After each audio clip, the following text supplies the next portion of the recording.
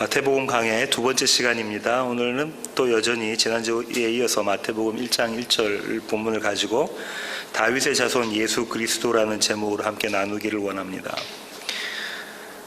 지난 시간과 이 시간은 1절인데 두 번에 걸쳐서 나누기 때문에 좀 이렇게 함축적인 의미가 많이 들어있거든요. 그러니까 좀 많이 좀 어려운데 잘 들으시고 이해를 하시기를 원합니다. 지난 시간에 우리는 마태복음의 그 대략적인 그 개요에 대해서 살펴봤죠. 마태복음의 기자가 누구인지, 독자가 누구인지, 그리고 또 마태복음의 목적과 주제가 무엇인지, 어떤 구조로 되어져 있는지 등을 좀 살펴봤습니다. 그리고 예수 그리스도의 의미에 대해서도 알아봤죠. 예수는 예수는 헬라식 그 발음이고 여호수아는 히브리식 발음이다라고 말씀드리면서 여호와가 우리를 구원하신다, 여호와가 구원하신다를 뜻을 갖고 있는 여호수아가 예수와 똑같다, 같은 것이다라고 이 말씀을 드렸고요.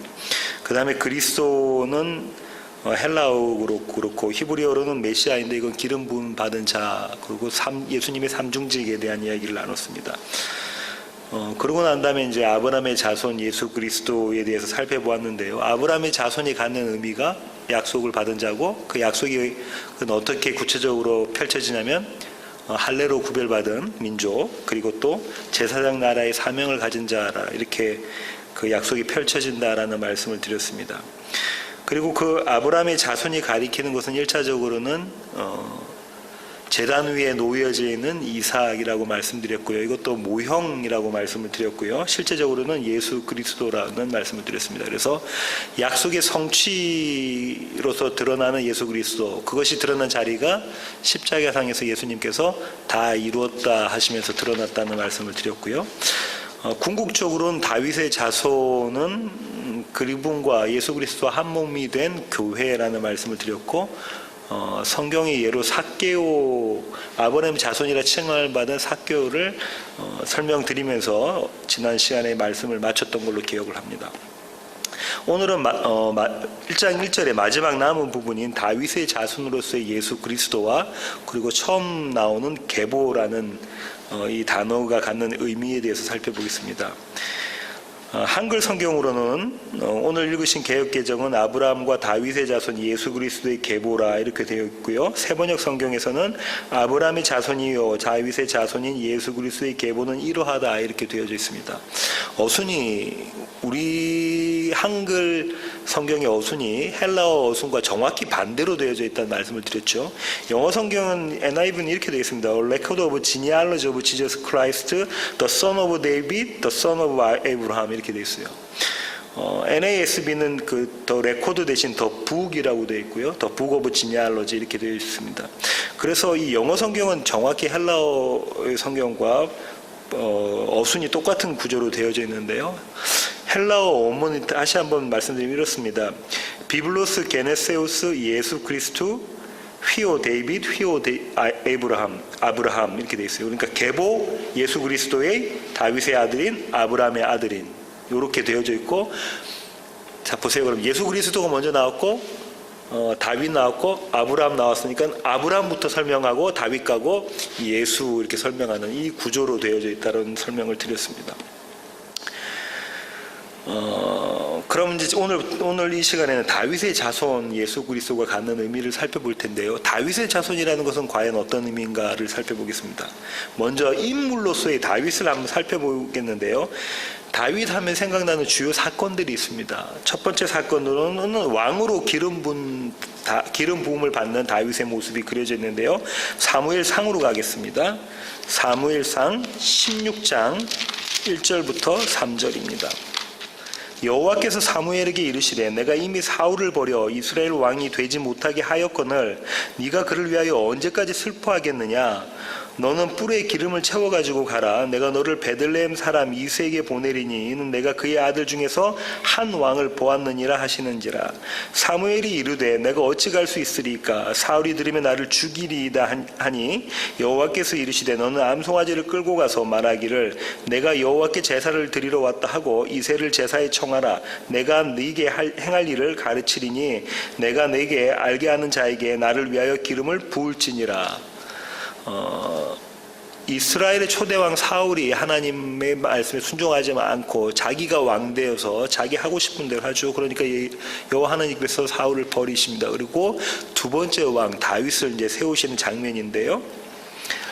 요렇게 이제 이새의 아들들 중에서 한 명을 왕으로 세우겠다라고 말씀하시면서 특별히 사무엘에게 거짓말을 하라고 하시죠.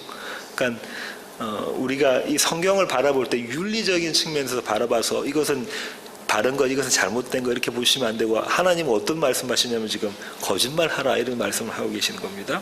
조금 더 내려가서 10절부터 13절까지 보겠습니다. 이새가 그의 아들 7을 다 사무엘 앞으로 지나가게 하나 사무엘이 이새에게 이르되 여호와께서 이들을 택하지 아니하셨느니라 하고, 또 사무엘이 이새에게 이르되 내 아들들이 다 여기 있느냐? 이새가 이르되 아직 막내가 남았는데 그는 양을 지키나이다. 사무엘이 이새에게 이르되 사람을 보내어 그를 데려오라. 그가 여기 오기까지는 우리가 식사 자리에 앉지 아니하겠노라. 이에 사람을 보내어 그를 데려오매 그의 빛이 붉고 눈이 빼어나고 얼굴이 아름답더라. 여호와께서 이르시되 이가 그니 일어나 기름을 부으라 하시는지라. 사무엘이 기름 뿔병을 가져다가 그의 형제 중에서 그에게 부었더니 이날 이후로 다윗이 여호와의 영에게 크게 감동되니라. 사무엘이 떠나서 라마로 갔느니라.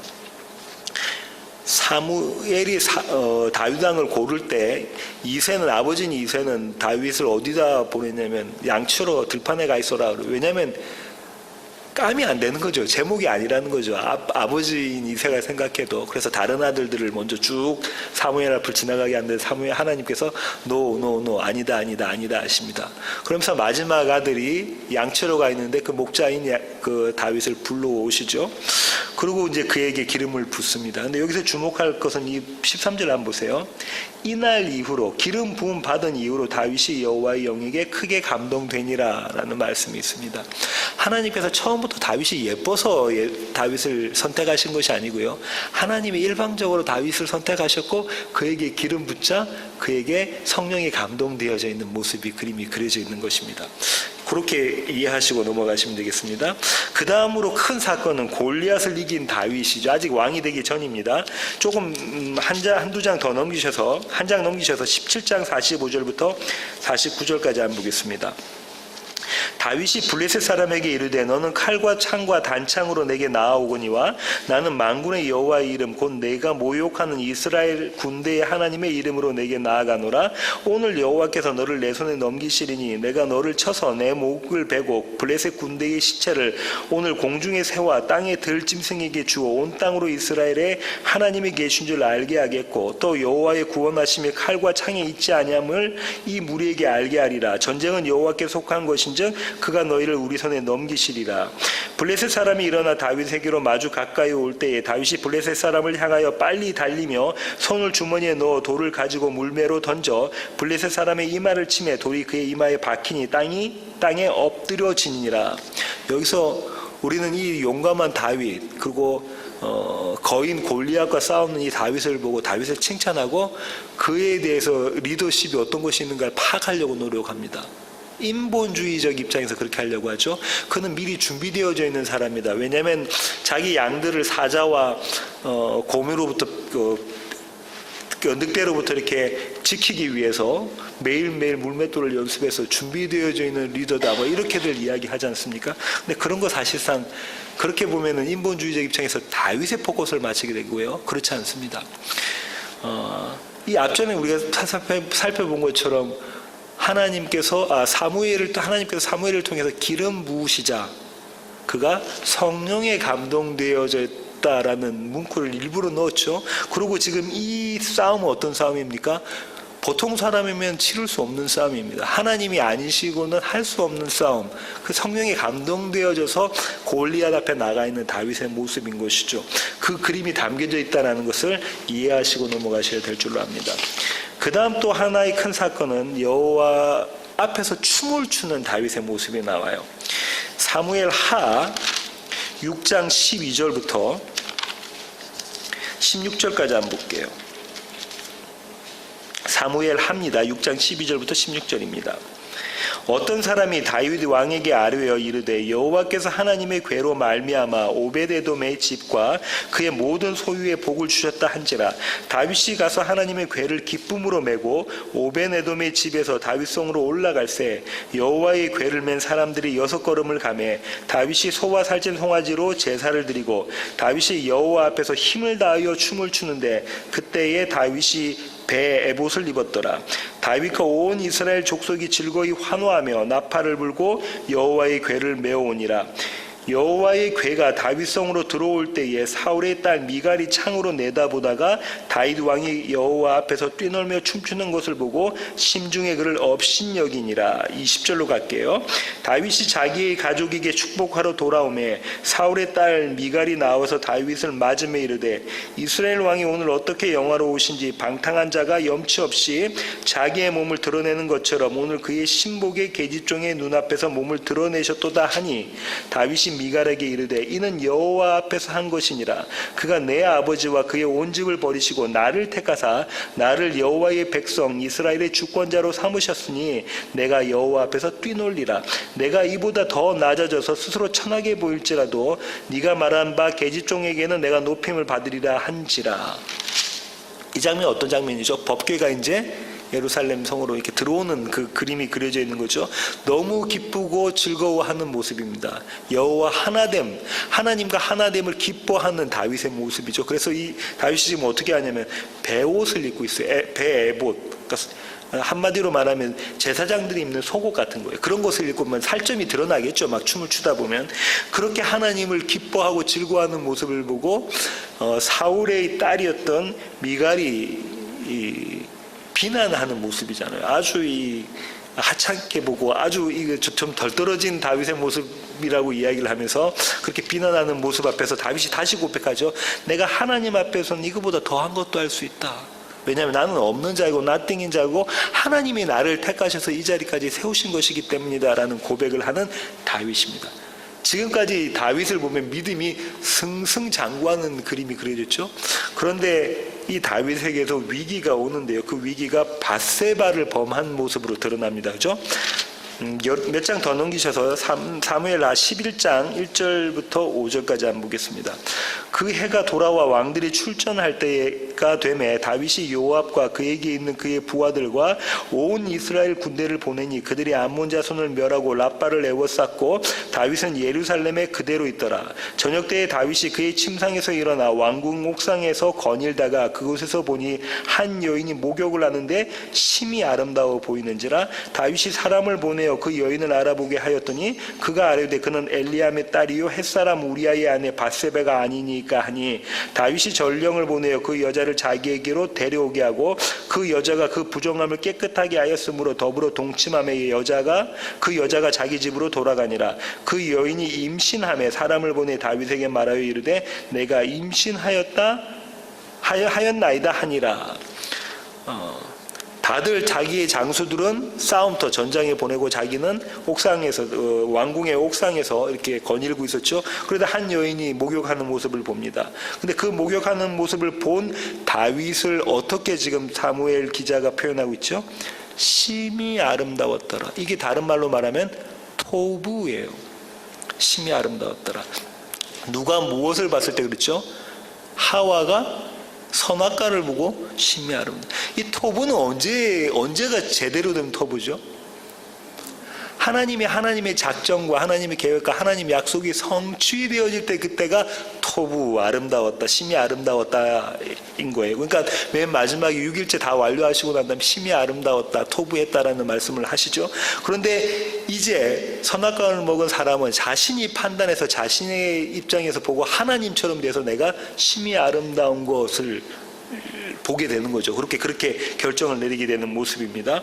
조금 더 볼게요. 14절부터 15절 보세요. 아침이 되매 다윗이 편지를 써서 우리아의 손에 들려 요압에게 보내니 그 편지에 써서 이르기를 너희가 우리아를 맹렬한 싸움에 앞세워두고 너희는 뒤로 물러가서 그로 맞아 죽게 하라 하였더라. 살인 교사를 한다 그죠? 살인 교사를 하고 26절부터 27절 보세요. 우리아의 아내는 그 남편 우리아가 죽었음을 듣고 그의 남편을 위하여 소리내어 우니라. 그 장례를 마침에 다윗이 사람을 보내 그를 왕궁으로 데려오니 그가 그의 아내가 되어 그에게 아들을 낳으니라. 다윗이 행한 그 일이 여호와의 보시기에 어땠더라? 악하였더라. 이때는 여호와 보시기엔 토부가 아니에요. 인간의 토부로 시작한 것은 여호와께서 보시기엔 악한 모습으로 결론이 나는 그런 모습이다. 그죠? 요렇게가 이제 다윗의 인생을 간략하게 4가지 사건으로 바라본 건데요. 이런 다윗이 유대인들에게는 어떤 존재감으로 비쳤을까요? 이런 다윗은 유대 사람들에게는 어떤 모습이었을까요? 이해를 돕기 위해서 생각하면 우리나라 한국의 고대사를 보시면 돼요. 한국은 고대의 3국으로 이렇게 나눠졌었잖아요. 고구려, 백제, 신라 그렇습니다. 신라가 3국을 통일해서 통일신라 시대를 만드는데요. 우리는 마음속으로 어떤 마음이 있냐면 왜 하필 신라가 3국을 통일했을까? 고구려가 통일했었으면 더 좋았을 것을 생각하는 경우가 있습니다. 저도 어렸을 때 그랬고요. 특별히 광개토 대왕 때와 장수왕 때에 3국을 통일했으면 중국 중원 그 땅이, 그죠? 만주와 중원 땅이 다 우리 것이었을 텐데 왜 하필 신라가 통일되었을까? 그죠? 그렇게 광개토 대왕은 대단한 왕이었고 그의 아들 장수왕도 대단한 왕이었죠. 아마도 이런 모습으로 다윗이 이스라엘 백성들에게 비춰졌을 거예요. 그러니까 백전백승하는 전사하고 용사이고 반드시 전쟁에 나가면 반드시 승리하는 왕이고, 그러니까 이런 다윗의 자손으로 오는 메시아는 이 지긋지긋한 로마의 압제로부터 우리를 건져내고 구원하고 우리 이스라엘을 회복시키고 부흥시킬 그런 사람일 것이라는 기대를 가질 수밖에 없겠죠. 그래서 이들이 꿈꾸는 것은 뭡니까? 솔로몬 왕 때에 가졌던 그 영광, 그걸 누리자라는 거죠. 세입금만 금으로 666달란트를 받을 정도로 그 지역에, 메소포타미아 그 지역에 강력한 힘을 가졌던 그 제국, 그 나라를 우리가 다시 한번 만들어보자. 누구를 통해서? 메시아를 통해서. 이게 다윗의 자손으로 오는 메시아에 갖는, 유대 사람들이 갖는 그런 이미지였던 것입니다. 유대 사람들이 그런 메시아에 대한 이미지를 갖게끔 되는 원인이 있었는데 그 원인이 뭐냐면 다윗 언약입니다. 지난 시간에 우리가 아브라함의 언약을 살펴봤죠. 오늘은 다윗의 언약을 살펴보겠습니다.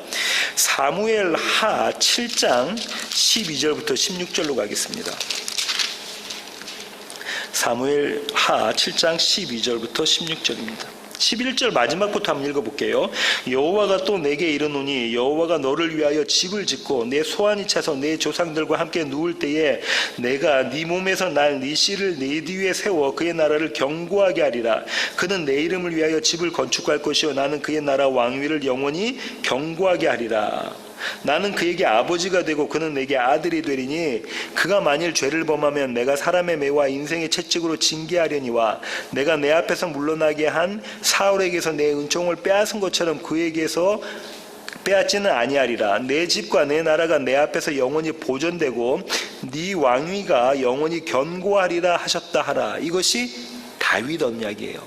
이에 대해서 다윗이 하나님 앞에 감사의 표현을 하는데 그것이 18절부터 나와서 29절 사무엘하 7장의 마지막 절까지 나오는 겁니다. 이 부분에 대해서는 창세기 하나님과 아브라함의 대화 속에 아브라함이 던진 2가지 질문에 대해 질문할 때 뭐 어떤 표현을 쓴다고 그랬죠? 창세기에 딱 2번 나오는데 주 여호와여, 이 표현 쓴다고 그랬죠? 그런데 여기서는 주 여호와가 7번 나왔다 하면서 그때 말씀을 드렸습니다. 그걸 참고하시길 바랍니다. 이 언약은 시편 89편 3절부터 4절까지 한 번 더 반복이 됐는데요. 한 번 더 볼까요? 시편 89편 3절에서 4절입니다. 주께서 이르시되 나는 내가 택한 자와 언약을 맺으며 내 종 다윗에게 맹세하기를 내가 네 자손을 영원히 견고히 하며 내 왕위를 대대에 세우리라 하셨나이다. 다윗 언약을 한마디로 이야기하면 다윗의 왕위를 영원히, 그 나라를 견고하게 할 것이다. 이거죠, 그죠? 다윗 언약은 그겁니다. 이 다윗 언약은 선지자들에게 재확인이 되어져 가는데요. 물론 이 다윗 언어의 첫 번째 자손은 누구죠? 씨는 솔로몬입니다. 성전을 짓는 솔로몬. 그런데 이게 계속해서 선지자들에 의해서 계속 이 다윗 언약이 개성이 되어져요. 이사야가 어떻게 이야기했는가? 이사야로 가보겠습니다. 이사야 9장 6절부터 7절입니다.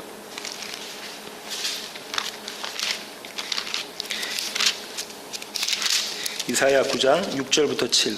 이는 한 아기가 우리에게 낳고 한 아들을 우리에게 주신 바 되었는데 그의 어깨에는 정사를 메었고 그의 이름은 기묘자라 모사라 전능하신 하나님이라 영존하시는 아버지라 평강의 왕이라 할 것임이라.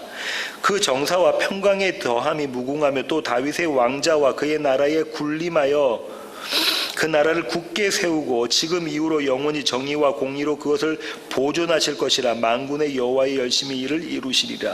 이건 누가복음에서도 인용했던 거고요. 이 뒤에 7절이 다윗 언약을 그대로 갖고 온 거잖아요, 이사야가. 그러면서 이 이사야는 뭐라고 합니까? 이 언약이 어떻게 성취될 거예요? 누구를 통해서?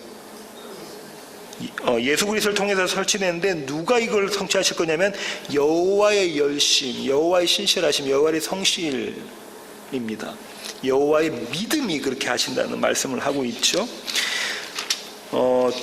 여러 장 더 넘기셔서 11장 1절부터 5절까지 볼게요. 이사야입니다. 계속 이새의 줄기에서 한 싹이 나며 그의 뿌리에서 한 가지가 나서 결실할 것이요 그의 위에 여호와의 영 곧 지혜와 총명의 영이요 모략과 재능의 영이요 지식과 여호와를 경외하는 영이 강림하시리니 그가 여호와를 경외함으로 즐거움을 삼을 것이며 그의 눈에 보이는 대로 심판하지 아니하며 그의 귀에 들리는 대로 판단하지 아니하며 공의로 가난한 자를 심판하며 정직으로 세상에 겸손한 자를 판단할 것이며 그의 입에 막대기로 말씀입니다. 세상을 치며 그의 입술의 기운으로 악인을 죽일 것이며 공의로 그의 허리띠를 삼으며 성실로 그의 몸의 띠를 삼으리라. 이렇게 이야기하시죠. 10절 갈게요. 11장 10절.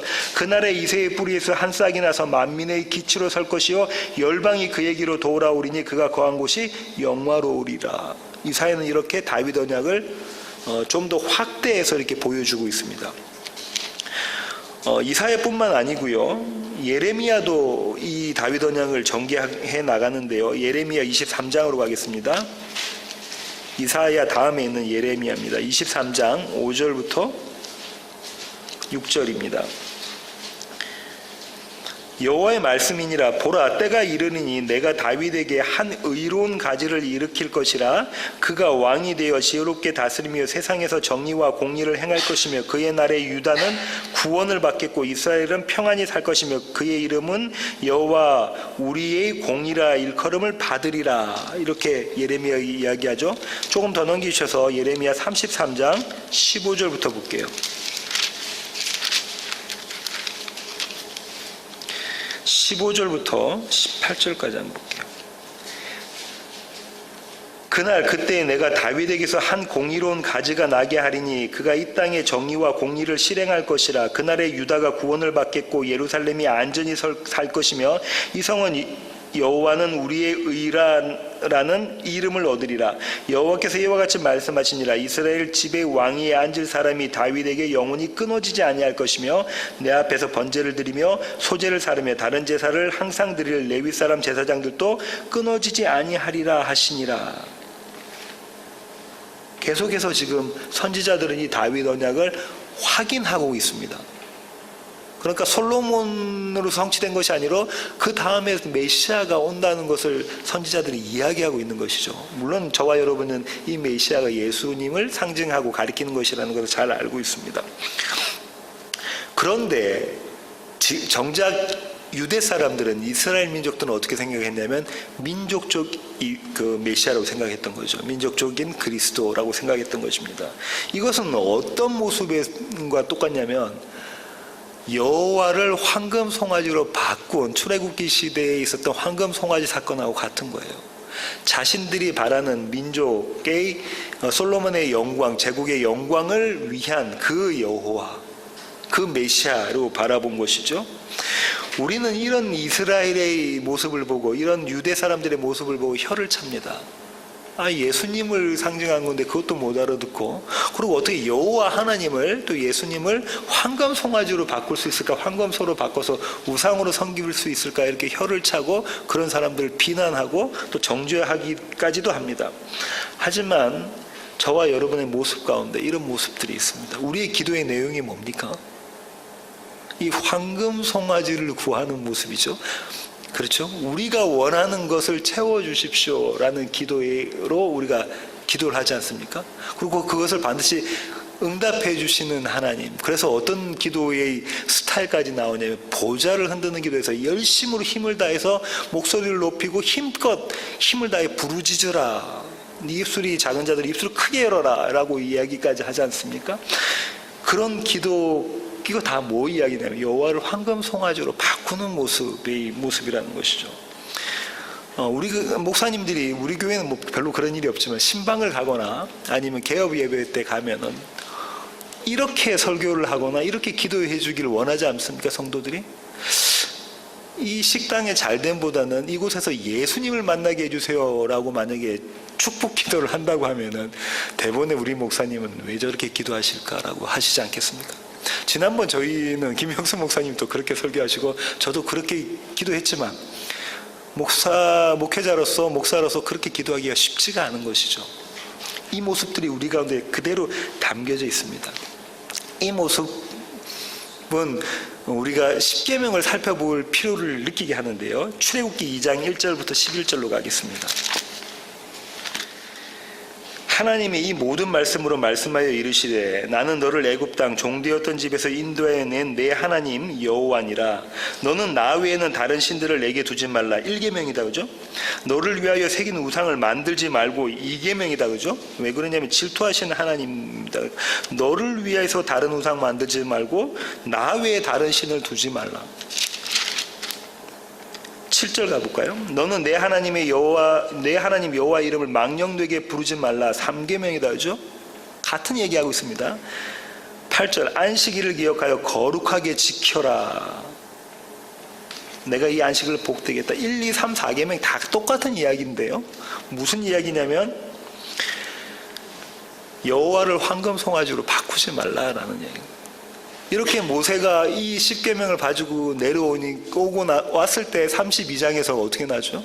여호와를 황금 송아지로 바로 바꾸잖아요. 바로 바꾸는 모습이 그림이 그려져 있는 거잖아요. 이 그림, 지금 이스라엘 유대 사람, 예수님 당시의 유대 사람과 그 이전의 사람들은 민족적 메시아를 갈망하고 있어요. 자신들의 욕망, 자신들이 바라고 기대했던 것이 성취되도록 바라보고 있는 것은 이 1, 2, 3, 4계명을 어기고 있는 거죠. 다시 말하면 우리는, 저와 여러분은 뭘 할 수 없다는 거예요. 하나님의 법 앞에 서면 그 법을 지킬 능력과 지혜와 힘이 아무것도 없다는 거죠. 하나도 없다라는 것이 드러난 것이죠. 그런 맥락 안에서 지금 마태가 이야기를 하고 있는 거예요. 마태가 이야기하고 있는 것을 기억하시기를 원합니다. 그 다음에 여기까지 다윗의 언약에 대해서 살펴봤고요. 그러면 이제 마태는 다윗의 자손이라고 이야기하면서 너희가 알고 있는 민족적 메시아로서의 예수 그리스도, 그런 수준의, 그런 얄팍한 차원의 것이 아니다. 그거보다 더 깊고 심오한 뜻, 우리의 삶, 우리의 생명을 살리는 뜻이 그 안에 들어가 있다라고 마태가 이야기하고 있는 거죠. 이 함축적인 다윗의 자손이라는 단어 안에 그것이 들어있습니다. 우선 1차적으로 다윗의 자손 하면 누굽니까? 솔로몬이다, 그죠? 솔로몬은 성전 짓는 지혜를 가진 자입니다. 그런 아들이죠. 이 성전에 대해서는 지난 주일날 창립 5주년 감사 예배 때 제가 충분히 설명을 드렸다고 생각하고요. 한 구절만 더 볼게요. 스가랴 6장 12절로 가볼게요. 스가랴 6장 12절. 예, 스가랴 6장 12절입니다. 말하여 이르기를, 만군의 여호와께서 이같이 말씀하시되, 보라, 싹이라 이름하는 사람이 자기 곳에서 돋아나서 여호와의 전을 건축하리라. 누군가요? 싹이라 하는 사람. 이 싹이라 하는 것은 다윗의 싹, 그 얘기하는 거다, 그죠? 다윗의 줄기, 다윗의 가지. 예수 그리스도다, 그죠? 근데 1차적으로는 표면적으로는 누구 이야기하고 있냐면 왕으로 나와야 되니까 스룹바벨입니다. 성전을 건축한 바벨론 포로에서 귀환해서 성전을 건축한 사람이 대표적인 두 사람을 꼽으라면 스룹바벨은 이스라엘의 총독이었죠. 왕의 그 다윗의 자손이었어요. 왕족이었어요. 그래서 나중에 살펴볼 다윗의 족보 안에 들어갑니다. 스룹바벨은. 또 한 명이 누구 중요한 사람이 나오면 대제사장 여호수아예요. 예수아라고도 부릅니다. 다른 선지서에서는 여호수아예요. 이 두 왕, 다윗의 계열로 오고 그 다음에 제사장의 계열로 온 이 그림이 누구를 갖고 있냐면 예수를 그림을 그리고 있고, 요한계시록에서는 사도 요한이 이게 누구를 이야기한다고 그래요? 두 증인이 교회를 이야기한다고 이야기를 하고 있는 것이죠. 솔로몬은 성전과 더불어 성벽을 쌓은 사람입니다. 성벽은 예루살렘 성벽이 있잖아요. 이 성벽을 쌓은 사람입니다. 이 성벽은 누가 재건하죠? 바벨론 포로부터 느헤미야가 와서 성벽을 재건하는 그림이 그려져 있죠. 이 성전과 성벽을 다 쌓은 사람이 다윗입니다. 열왕기상 9장 15절로 가겠습니다. 열왕기상 9장 15절입니다. 솔로몬 왕이 역군을 일으킨 까닭은 이러하니 여호와의 성전과 자기 왕궁과 밀로와 예루살렘 성과 하솔과 무기또와 게셀을 건축하려 하였습니다. 여기서 중요한 것은 여호와의 성전과 예루살렘 성이에요. 예루살렘 성 안에 여호와의 성전이 있고, 그다음에 솔로몬 왕궁도 있고, 그다음에 밀로 이런 것들은 이제 조그만 성인 것들입니다. 방어용으로 만들어진 성인 거죠. 이 두 가지 성을 쌓은 사람이 솔로몬입니다. 그러면 성경에서는 성전과 예루살렘 성 이 두 가지가 쭉 같이 오는 거예요. 왜냐하면 예루살렘이 누구죠? 저와 여러분. 예루살렘 성이 요한계시록 가면 교회라고 이야기하고, 이 교회 안에 또 성전이 있고, 성전에서는 하나님이 주인 되시는 그림이 그려져 있다라고 이야기하고 있죠. 다윗의 자손은 1차적으로 솔로몬이었지만 궁극적으로는 실제적으로는 예수 그리스도이십니다. 그렇죠? 여기에 대해서 신약의 기자들이 다윗의 자손으로서의 예수 그리스도를 설명하고 있는데요. 먼저 베드로가 어떻게 말을 했는가 한번 살펴보겠습니다. 사도행전 2장 25절부터 36절 보겠습니다. 다윗이 그를 가리켜 이르되 내가 항상 내 앞에 계신 주를 배웠으며 나로 요동하지 않게 하기 위하여 그가 내 우편에 계시도다. 그러므로 내 마음이 기뻐하였고 내 혀도 즐거워하였으며 육체도 희망에 거하리니 이는 내 영혼을 음부에 버리지 아니하시며 주의 거룩한 자로 썩음을 당하지 않게 하실 것이미로다. 주께서 생명의 길을 내게 보이셨으니 주 앞에서 내게 기쁨이 충만하게 하시리로다 하였으므로 라고 지금 누가 이야기하고 있냐면 베드로가 이야기하고 있잖아요. 베드로가 어디 걸 인용했냐면 시편을 인용했는데 시편 16편으로 가보세요. 그 사도행전 그대로 잡고 계시고요. 시편 16편 8절부터 11절이에요. 내가 여호와를 항상 내 앞에 모시며 그가 나의 오른쪽에 계심으로 내가 흔들리지 아니하리로다. 이러므로 나의 마음이 기쁘고 나의 영도 즐거워하며 내 육체도 안전히 살리니 이는 주께서 내 영혼을 수월에 버리지 아니하시며 주의 거룩한 자를 멸망시키지 않으실 것임이니이다. 주께서 생명의 길을 내게 보이시리니 주의 앞에는 충만한 기쁨이 있고 주의 오른쪽에는 영원한 즐거움이 있나이다. 이거 다윗이 고백한 시거든요. 그럼 우리가 1차적으로 여기서 내가는 누구라는 걸 알 수 있어요. 다윗이라고 알 수 있는데 베드로는 지금 뭐라고 하냐면 이 내가를 누가 뭐라고 이야기해요. 그죠? 예수 그리스도에 대한 이야기를 합니다. 자, 다시 사도행전으로 가고요. 왜냐하면 베드로가 설명을 해줘요. 29절부터 보세요. 형제들아 내가 조상 다윗에 대하여 담대히 말할 수 있노니 내가 명확하게 말한다. 다윗이 죽었다. 죽어 장사되어 그 묘가 오늘까지 우리 중에 있도다. 그는 선지자라 하나님이 이미 맹세하사 그 자손 중에서 한 사람을 그 위에 앉게 하리라 하심을 알고, 이게 다윗 언약이죠. 미리 본고로 그리스도의 부활을 말하되, 이 시편의 내용이 뭐라는 거예요? 그리스도의 부활에 대한 이야기를 하는 것이다 라고 이야기합니다. 그가 음부에 버림이 되지 않고 그의 육신이 썩음을 당하지 아니하시리라 하더니 이 예수를 하나님이 살리신지라 우리가 다 이 일의 증인이로다. 이렇게 이야기하는 거예요. 그러니까 지금 뭐라고 하는 거예요? 첫 번째 메시아로 왔던 이스라엘의 회복과 부흥을 꾀하러 왔던 메시아인 다윗은 죽고 장사되었다. 우리 무덤이 우리 곁에 있잖아. 이 사람 죽었잖아. 그러나 마지막 메시아인 예수 그리스도는 죽으신 자 중에서 살려내신 분이고 다윗은 지금 이 얘기를 하고 있는 것이다 라고 이야기를 하고 있습니다. 이렇게 지금 다윗 언약을 끌고 와서 베드로가 이야기하고 있습니다. 예. 바울은 이 예수 그리스도, 다윗의 자손으로 오신 예수 그리스도를 복음의 주인이라고 고백합니다. 로마서로 가겠습니다. 로마서 1장 3절부터 4절입니다. 그의 아들에 관하여 말하면 육신으로는 다윗의 혈통에서 나셨고 성결의 영으로는 죽은 자들 가운데서 부활하사 능력으로 하나님의 아들로 선포되셨으니 곧 우리 주 예수 그리스도시니라. 그 다음에 바울이 지금 이야기하는 게 뭐냐면 이 예수 그리스도가 주인공이 된 복음을 선포한다라는 거죠. 그러면서 다윗의 자손으로 오신 것에 대한 이야기를 하고 있습니다. 그러니까 다윗 언약이 예수 그리스도를 통해서 이루어지고 성취된 것이다라고 바울이 이야기하는 것이죠. 사도행전으로 한 번 더 가겠습니다. 사도행전 13장 22절부터 23절입니다. 역시 바울이 이야기를 하는데요. 21절부터 읽어볼게요. 그 후에 그들이 왕을 구하거늘 하나님이 베냐민 지파 사람 기스의 아들 사울을 40년간 주셨다가 패하시고 다윗을 왕으로 세우시고 증언하여 이르시되 내가 이새의 아들 다윗을 만나니 내 마음에 맞는 사람이라 내 뜻을 다 이루리라 하시더니가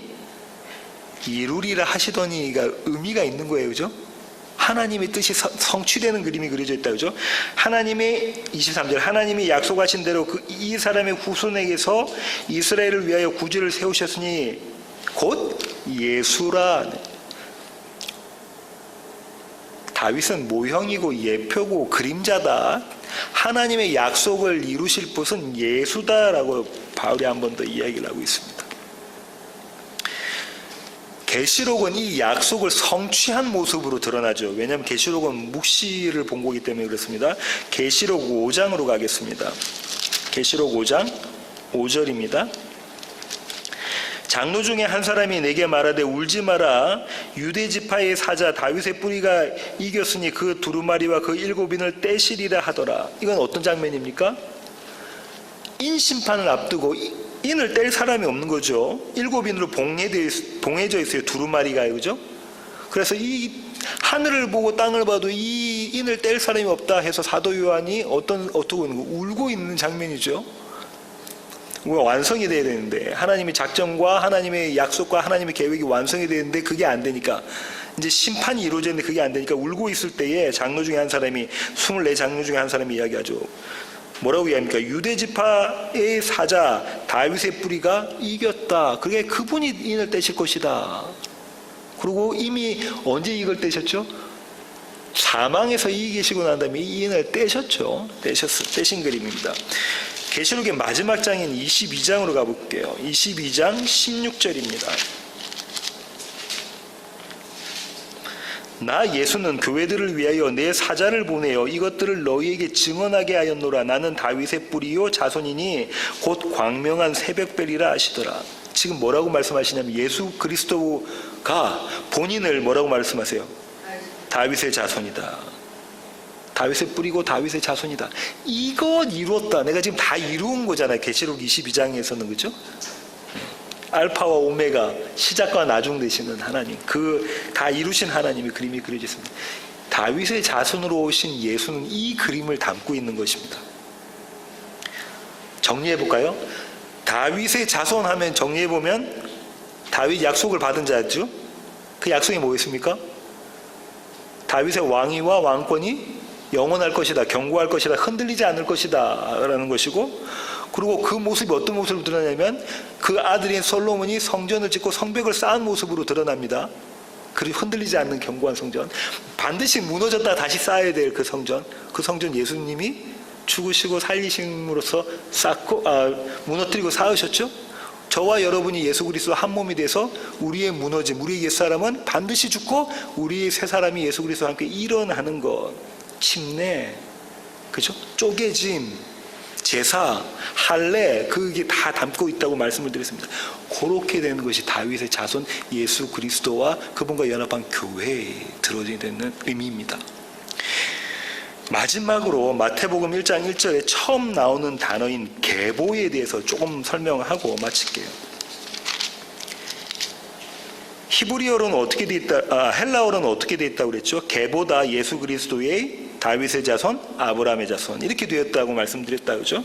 이 계보라는 것은 아까 말씀드린 것처럼 헬라어로는 비블로스 게네세오스인데요.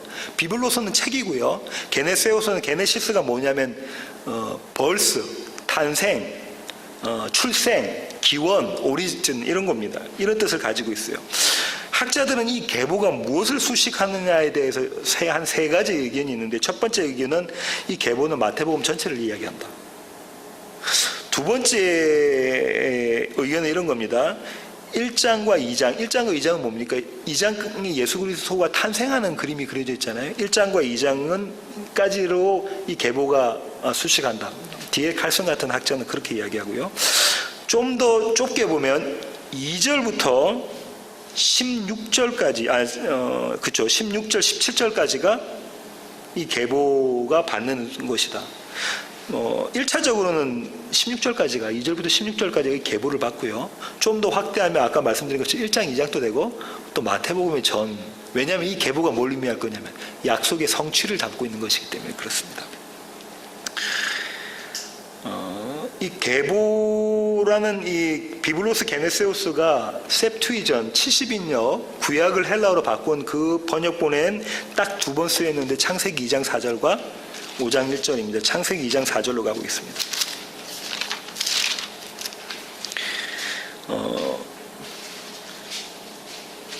이것이 천지가 창조될 때의 하늘과 땅의 내력이니 했던 내력이게 비블로스 게네세우스로 쓰여졌거든요. 그런데 히브리어로는 이게 뭐라고 말씀드렸죠? 톨레도트라고 말씀드렸고요. 이 톨레도트는 여러 번 더 나옵니다. 노아 때도 나오고 노아의 자식들에도 나오고 아브라함 때도 나오는데 그때 가서는 이 70인역에는 뭐만 쓰이냐면 비블로스는 없어지고 게네세우스만 쓰입니다. 그러면 이 마태가 이 계보라는 거, 창세기 딱 두 번 쓰이는 이 계보라는 갖고는 의미가 있겠다, 그죠? 그러면 우리가 창세기 2장 4절을 한 번 더 확인해야 볼 필요가 있는데요. 이미 창세기 신학광제 했지만 한 번 더 볼게요. 이것이 천지가 창조될 때에 하늘과 땅의 내력, 이 역사의 내력이다, 이력이다, 계보다라고 지금 되어져 있잖아요. 그럼 이건 뭐냐면 하나님의 창세적 언약이 창조를 통해서 성취되는 것이다라는 것을 설명하고 있는 거죠. 에베소서 1장 4절에 있는 하나님의 창세적 언약이 지금 이제 성취되는 것이다라는 게 있는 거죠. 이제 시작되어졌다라는 것이죠. 이 창세기 2장 4절부터 쭉 나와 있는 것이 나중에 5장 1절에 있는 아담의 그 계보는 이러하니라 앞까지인데요. 이 내용 중에서 결론적으로 한 구절만 선택한다면 창세기 3장 15절입니다. 원시복음, 그죠? 다시 한번 읽어볼까요? 창세기 3장 15절. 내가 너로 여자와 원수가 되게 하고 내 후손도 여자의 후손과 원수가 되게 하리니 여자의 후손은 내 머리를 상하게 할 것이고 너는 그의 발꿈치를 상하게 할 것이니라 하시고, 이게 계보가 담고 있는 것이다 라는 말씀을 드렸어요, 그죠? 여자의 후손과 뱀의 후손에 대한 이야기로 말씀을 드렸었다, 그죠? 원시복음이라고 하는데 사실상 복음의 모형인 것이죠. 복음의 그림자. 이 창세기 2장 4절을 보시려면 창세기 2장 1절부터 3절까지를 한 번 더 확인을 하시고 보셔야 돼요. 창세기 2장 1절 볼게요. 천지와 만물이 다 이루어지니라. 다 이루었다. 다 이루었다. 하나님의 약속, 하나님의 작정, 하나님의 계획이 다 이루어졌다라는 것입니다. 2장 2절. 하나님이 그가 하시던 일을 7째 날에 마치시니 그가 하시던 그 모든 일을 그치고 마치시고 7째 날에 안식하시니라. 안식일의 주인공은 하나님이시단 말이죠. 하나님이 그 7째 날을 복되게 하사 거룩하게 하셨으니 이는 하나님이 그 창조하시며 만드시던 모든 일을 마치시고 그날에 안식하였음이니라. 요 그림을 가지고 2장 4절이 시작된다라는 것을 아실 수가 있습니다. 그죠? 다시 한번 말씀드리면 천지창조에 담긴 복음은 뭐라고요? 예수 그리스도를 통한 성취, 구원의 성취라는 것, 약속의 성취라는 것입니다. 비블루스 게네시스가 쓰여져 있는 한 구절을 더 보면요, 창세기 5장 1절부터 3절까지 보셔야 되는데요, 이것은 아담의 계보를 적은 책이니라 해서, 계보가 아까 오늘 마태복음 1장 1절에 나와 있는 그 계보와 같은 겁니다. 하나님이 사람을 창조하실 때에 하나님의 모양대로 지으시되 남자와 여자를 창조하셨고, 그들이 창조되던 날에 하나님이 그들에게 복을 주시고 그들의 이름을 사람이라 일컬으셨더라. 여기 또 복음이 심겨져 있어요. 이미 창세기 신학강좌 시간에 말씀드렸는데 한번 보세요. 하나님의 모양대로라고 5장 1절에 되어져 있다죠. 여기서 하나님의 모양은 표면적으로는 어떤 겁니까? 우리가 동물과는 달리 하나님의 형상, 생각할 수 있고 또 영적으로 교감할 수 있는 그런 모습이다라는 것과 더불어 내면적으로는 어떤 것이죠? 하나님의 모양대로 예수 그리스도가 우리 안에 함께 하심에 대한 그림이 그려져 있는 것이다. 그죠? 왜 그렇게 해석할 수 있냐 보세요. 하나님이 사람을 창조하실 때에 하나님의 모양대로 지으시되, 그 다음에 쭉 3절 가세요. 아담은 130세에 자기의 모양, 곧 자기의 형상과 같은 아들을 낳아 하나님의 형상을 닮은 아담이 자기의 형상, 다시 말하면 다시 하나님의 형상을 닮은 누굴 낳았대요? 셋을 낳았어요. 그죠? 근데 이 셋은 아주 중요한 인물이다. 그죠? 조금 더 올라가셔서 창세기 4장 25절 26절 볼게요. 아담이 다시 자기 아내와 동침하며 그가 아들을 낳아 그의 이름을 셋이라 하였으니 이는 하나님이 내게 가인이 죽인 아벨 대신에 다른 씨를 주셨다 함이며, 예수의 죽고 그로 말미암아 살아난 셋, 부활하신 예수 그리스도의 그림이 모형으로 담겨졌다. 그죠? 셋도 아들을 낳고 또 제라 씨를 낳은 거예요. 그의 이름을 에노스라 하였으며 그때 사람들이 비로소 여호와 이름을 불렀더라. 예배했다, 제사 드렸다라는 거예요. 하나님의 모양을 담고 있는 자가 할 수 있는 그림이 그려져 있는 것이죠. 그 다음에 5장 2절 보세요. 남자와 여자를 창조하셨다 해도 복음이 들어있습니다. 그죠? 남자와 여자를 창조하셨다. 2장 18절 갈게요. 창세기 2장 18절. 여호와 하나님이 이르시되 사람이 혼자 사는 것이 좋지 아니하니 로토브입니다. 하나님의 작정과 계획과 하나님의 창세전 언약이 이것으로는 이루어지지 않아. 이루어지려면 토부가 돼야 돼. 토부가 되려면 어떻게 돼요? 내가 그를 위하여 돕는 배필, 여자를 만들어야 된다라는 거죠. 교회, 저와 여러분을 만들어야 된다. 그것이 하나님께서 바라보시기에 토부하는 거예요. 왜냐하면 하나님의 작정과 약속이 성취되기 때문에 그런 것이죠.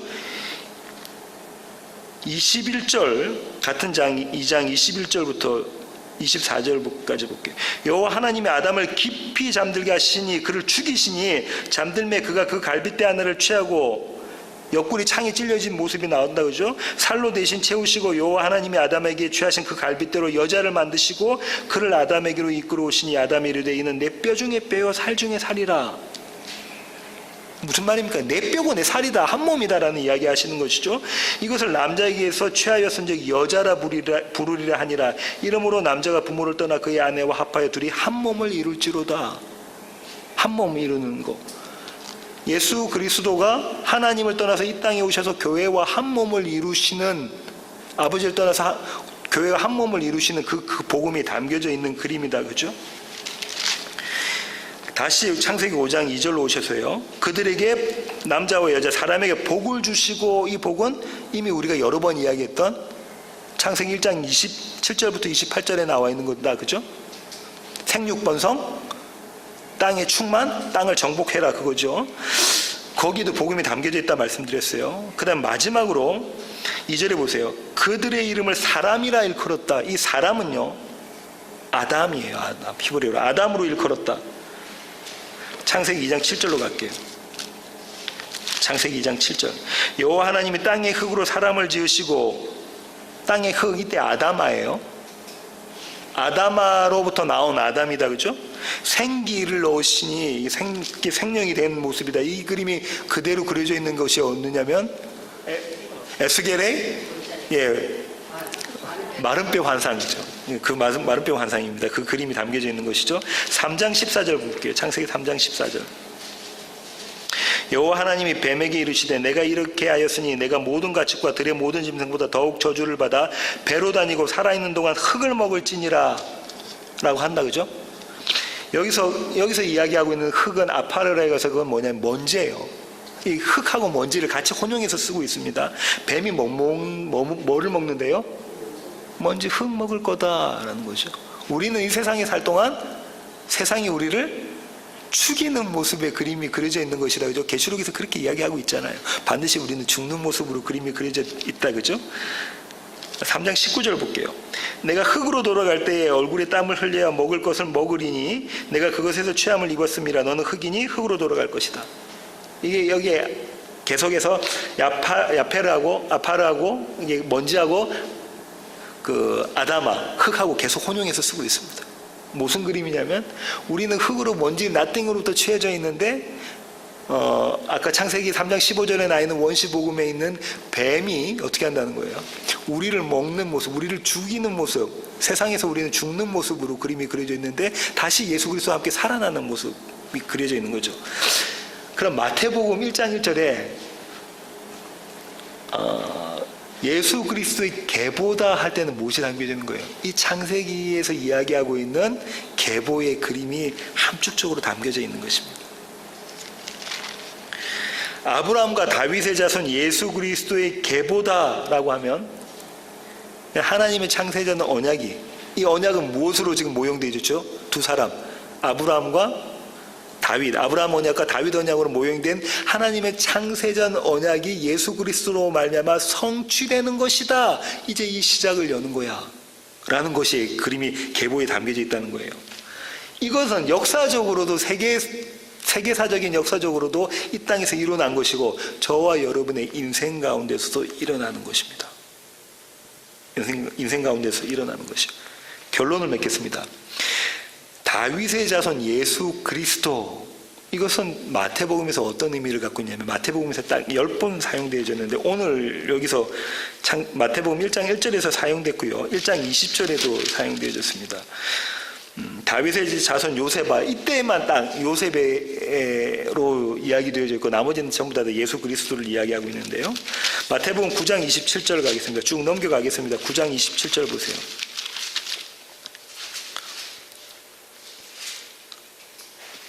예수께서 거기서 떠나실 때에 두 맹인이 따라오며 소리질러 이르되 다윗의 자손이여 우리를 불쌍히 여기소서. 그렇게 다윗의 자손에 대한 이야기가 나왔다. 예수 그리스도. 그죠? 12장 23절 갈게요. 22절부터 읽을게요. 그때 귀신 들려 눈 멀고 말 못하는 사람을 데리고 왔거늘 예수께서 고쳐주시며 그 말 못하는 사람이 말하며 보게 된지라. 무리가 다 놀라 이르되 이는 다윗의 자손이 아니냐, 이 사람이 메시아 아니냐, 이렇게 이야기하는 거죠. 15장 22절. 가나안 여자 하나가 그 지경에서 나와 소리질러 이르되 주 다윗의 자손이여 나를 불쌍히 여기소서. 내 딸이 흉악하게 귀신 들렸나이다 하되. 다윗의 자손이여, 구원자로서 이야기를 하고 있죠. 20장 30절부터 31절.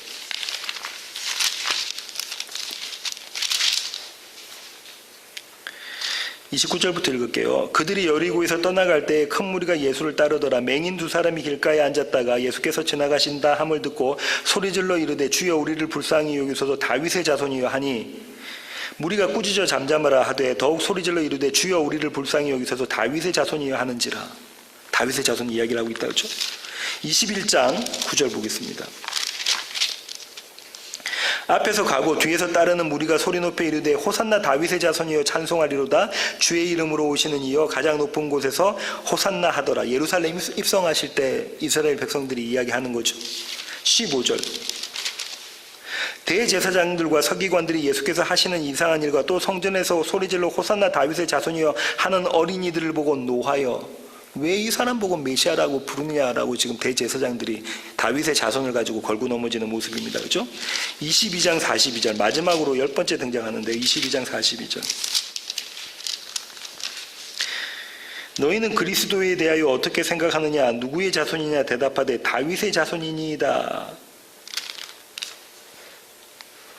그렇게 이야기하는 그림이 그려져 있다. 이렇게 10번이 사용되어져 있습니다. 이 10번 사용된 것을 쭉 보면 집에 가셔서 나중에 한번 보시면 두 부류로 나눠져요. 어떤 부류냐면 이 다윗의 자손을, 예수 그리스도를 다윗의 자손으로 칭하는 것을 어떻게 보냐면 이거 신성모독하는 미치광이 예수다 이렇게. 목수의 아들인 예수인데, 그러니까 전통 스쿨 학교도 졸업하지 않았어요. 가메리엘 문화생도 아니고요, 그죠? 그런 자가 다윗의 자손으로 칭함받는 것에 대해서 이거는 신성모독하는 미치광이 예수다 이렇게 보는 한 부류가 있고요. 그 다음 부류는 어떤 부류냐면 이스라엘을 부흥시켜줄, 그리고 나의 삶을 구원해줄 구원자로서, 메시아로서 보는 두 부류가 등장을 합니다. 이스라엘 역사 가운데 보여진 겉모습으로 이렇다는 거죠. 이 겉모습에서 우리는 뭘 볼 수 있냐면 창세기 3장 15절에 두 계열을 볼 수가 있습니다. 겉모습으로는요. 원시복음에서 이야기하고 있는 뱀의 후손과 여인의 후손의 그림이 그려져 있는 것이죠. 근데 동전의 다른 한 면은 어떤 거냐면 이런 겁니다. 우리 안에 있는 내면의 외침이 이 두 모습이 다 들어있어요. 우리가 우리 삶 가운데 이렇게 이야기한다고. 예수 그리스도를 보고 그분이 다윗의 자손이라고 이렇게 되묻는단 말입니다. 예수님 보고 네가 정말 다윗의 자손 예수야? 난 도무지 믿을 수가 없다. 내 인생에서 당신만 좀 빠져주면 돼요. 다윗의 자손만 좀 빠져주시면 되겠어요. 이렇게 말하기도 하고요. 내 종교적 열심, 내가 지금까지 쌓아올린 나의 이거를 다윗의 자손 예수 그리스도를 믿는 믿음과 바꾸기 싫어요. 왜냐하면 이 의는 내가 챙겨야 되는 것이기 때문에 그렇습니다. 이 의를 가지고 다른 사람을 정죄할 수도 있고요. 다른 사람보다 내가 위에 서 있을 수도 있기 때문에 그렇습니다. 도대체 예수 그리스도를 믿는, 다윗의 자손 예수 그리스도를 믿는 그 하찮은 믿음과 바꿀 수 없는 것. 우리 안에 이 대제사장과 바리새인과 사두개인의 모습들이 쭉 숨겨져 있는 것이다. 근데 예수님은 우리 안에서 이 옛 성전, 이 옛사람을 죽이시고 다윗의 자손 예수여를 정말로 주님께서 원하신 모습으로 고백하고 소리쳐 외치게 만드시는 거죠. 그렇게 외친 두 사람에 대해서 소개를 하고 마치겠습니다. 마태복음 20장 30절부터 34절입니다.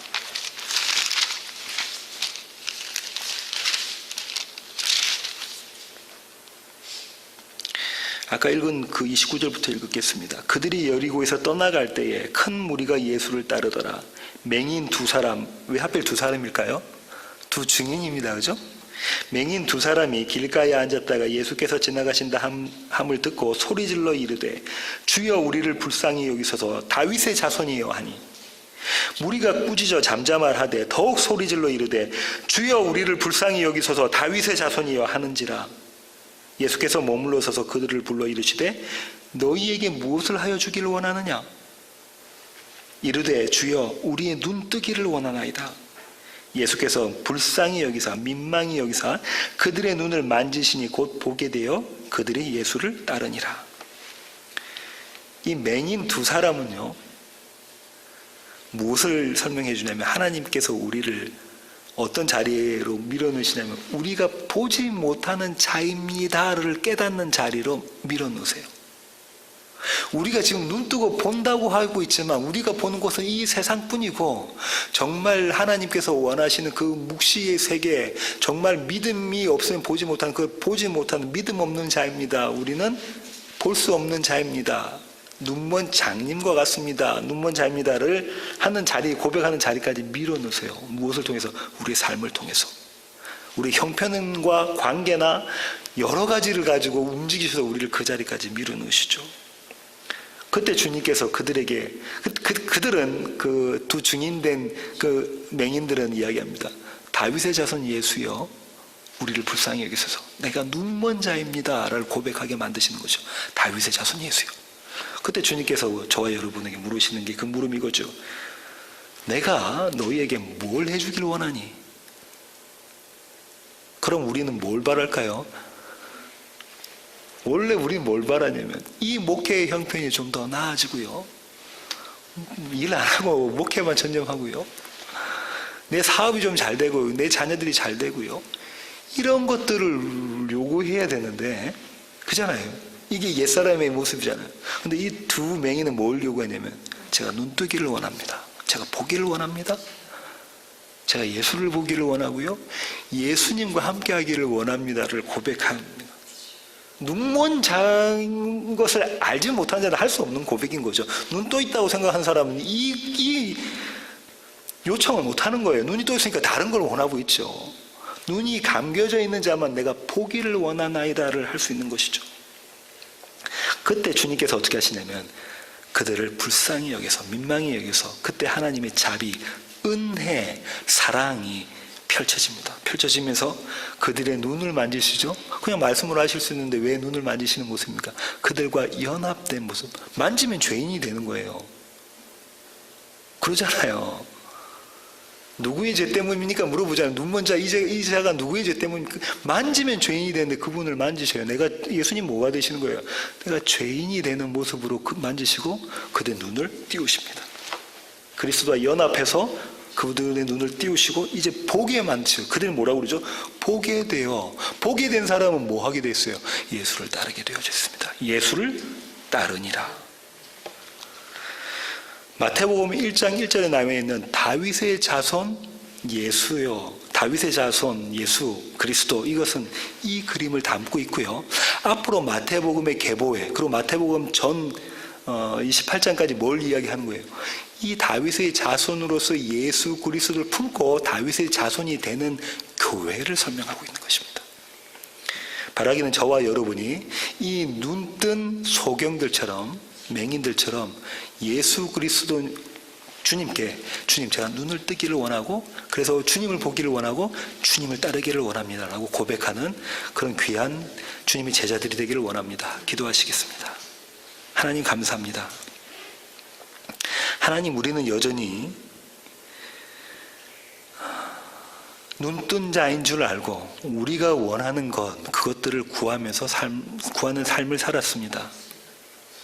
하지만 하나님, 다윗의 자손 예수여라는 외침 속엔 우리가 눈먼 자이며 우리가 반드시 눈을 떠야 되고 눈을 떠서 예수를 바라보고 예수를 따르는 제자가 되어야 됨을 저희들이 오늘 배웠습니다. 하나님, 우리의 기도가 주님 제가 눈뜨기를 원하나이다 라는 고백으로 드려지는 기도가 되도록 주님 저희들을 붙잡아 주시옵소서. 우리의 삶 가운데 다윗의 자손 아브라함의 자손으로 예수 그리스도의 계보가 펼쳐지는 것을 주님 저희들이 배웠습니다. 그 펼쳐진 가운데 하나님의 열심이 우리를 그렇게 하나님의 약속을 성취해 가시는 그런 삶의 자리로 이끄신다는 것을 주님 저희들이 알았습니다. 그래서 그 하나님의 열심을, 하나님의 사랑을, 하나님의 지혜와 능력을 찬양합니다. 남은 한 주간도 그 한 분 하나님만을 찬양하며 예배하는 우리 세워지는 교회 모든 지체들 되게 하여 주시옵소서. 이제는 우리 주 예수 그리스도의 놀라우신 구원의 은혜와 하늘 아버지의 극전하시고 한량없으신 그 크신 사랑과 우리 안에 내주하셔서 우리로 하여금 다윗의 자손 예수여를 외치게 만드시는 성령님의 충만하심이 주님 앞에 머리 숙인 세워지는 교회 모든 지체들 머리 위에, 그리고 그들의 삶 위에 이제로부터 영원토록 함께 하시기를 예수 그리스도의 귀하신 이름으로 간절히 축원하옵나이다. 아멘.